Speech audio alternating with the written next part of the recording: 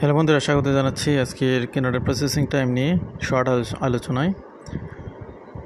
প্রত্যেক মাসে মূলত কেনাডার প্রসেসিং টাইম নিয়ে আমাদের ধারাবাহিক আলোচনা থাকে। তার অংশ হিসেবে আমরা জুন মাসের ফার্স্ট উইকে যে প্রসেসিং টাইম সেটার কিছু তথ্য আপনাদের সাথে আজকে সংক্ষিপ্ত আকারে শেয়ার করব ইনশাল্লাহ।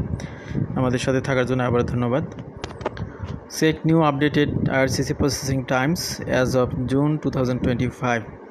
তো ফার্স্ট উইকেই মূলত এই তথ্যগুলো পাওয়া গেছে। বিশেষ করে জুনের 5 তারিখে এই তথ্যগুলো পাবলিশ হয়েছে আরসিসির ওয়েবসাইটে, এগুলো আপডেট করা হয়েছে।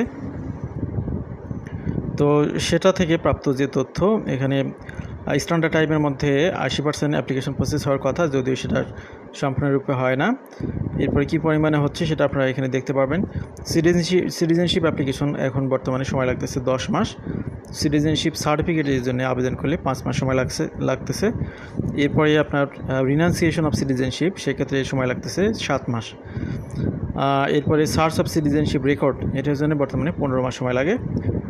If you applied citizenship before April 14, 2025, expect an acknowledgement of receipt. You are soon. Applicants for citizenship certificate from outside Canada or the US may face delays. Permanent রেসিডেন্সির ক্ষেত্রে এখানে লাস্ট আপডেট তথ্য পাওয়া গেছে জুনের 3 তারিখ পর্যন্ত। সেক্ষেত্রে আমরা দেখতে পাচ্ছি এখানে পিআর কার্ডের জন্য যারা নতুন করে আবেদন করতেছেন তাদের অনেক সময় লাগতেছে। এখন বর্তমানে 49 দিন সময় লাগতেছে। রিনিউ করার জন্য যারা আবেদন করতেছেন তাদের জন্য 14 দিন সময় লাগতেছে। এখানে কিছু টিপস আপনাদের জন্য, সেটা হচ্ছে submit complete application to avoid ডিলেস as incomplete forms can significantly extend processing.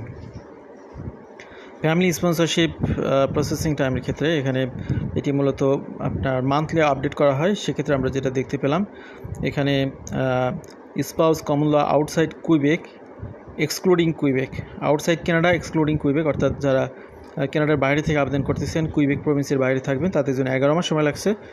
যারা কুইবেক প্রভিন্সে থাকবেন কিন্তু আউটসাইড কানাডা থেকে আবেদন করতেছেন তাদের জন্য 37 মাস।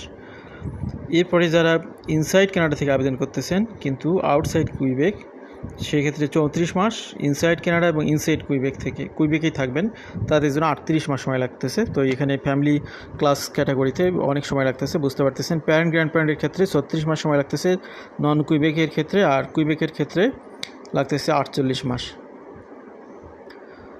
কুইবেকের প্রসেসিং টাইমগুলো ডাবল বা বেশি সময় লাগে ইউজুয়ালি। কুইবেকে সিস্টেম একটু ডিফারেন্ট হওয়ার কারণে মূলত এই সময়গুলো বেশি লাগে। এখানে পাসপোর্টের জন্য যারা নতুনভাবে আবেদন করতেছেন তাদের জন্য 10 বিজনেস ডে সময় লাগতেছে। নিউ পাসপোর্টের জন্য আবেদন করলে 20 বিজনেস ডে। এরপর আর্জেন্ট পিক আপ